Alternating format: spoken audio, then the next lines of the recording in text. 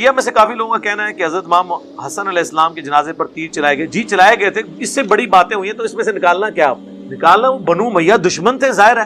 یعنی وہ حضرت حسن ابن علی نے خواہش ظاہر کی تھی کہ میں نے روضہ شریف میں دفن ہونا ہے.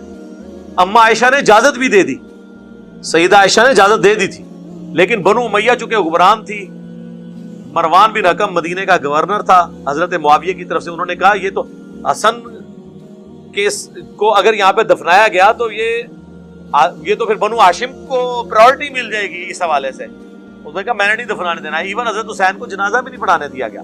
حضرت حسین نے کہا ٹھیک ہے حکمرانوں کا یہ ٹائٹل ہے, وہ پڑھائیں جنازہ, کیا فرق پڑتا ہے.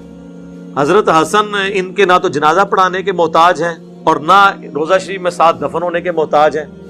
وہ دفن ہونے سے پہلے ہی ان کو جنتی نوجوانوں کا سردار بتا دیا گیا. جامعہ ترمذی میں حدیث موجود ہے, ٹھیک ہے. اور ان سے جو صحابہ کی عقیدت تھی صحیح بخاری میں ہے کہ ایک دفعہ حضرت حسن بچپن میں حضرت علی کی طرف, یعنی وہ کھیل رہے تھے, تو حضرت ابو بکر نے ان کو اٹھایا اور کہا اللہ کی قسم تم علی کے ہم شکل نہیں ہو, رسول اللہ کے ہم شکل ہو. ہاں جی, لیکن یہ دیکھ لیں یہی حسن جب فوت ہوتا ہے اور امیر شام کیا کہتے ہیں, وہ ابو داؤد 4131, مقدام تمہیں پتہ ہے حسن ابن علی فوت ہو گئے, تو انہوں نے کہا انا للہ و انا الیہ راجعون. ابو داؤد تو لے کے آئے کہ قال فلان نے کہا, امام بن حنبل نے کہا کہ معاویہ نے کہا حسن کہ مرنے کو تم مصیبت سمجھ رہے ہو. ہائے ہائے, عام بندے کے مرنے پہ پڑا جاتا ہے.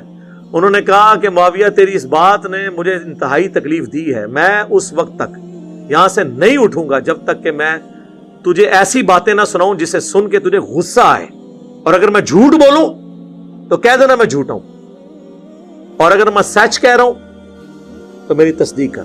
اور ایک پاس چمچا بیٹھا ہوا کہتا ہے حسن تو ایک آگ کا انگارہ تھا جسے اللہ نے بجھا دیا. یعنی وہ ہر ٹائم ان کے سر پہ لٹکی ہوئی تلوار تھی کہ ان کے ساتھ ٹریٹی کی ہے اور پوری کرنی پڑے گی.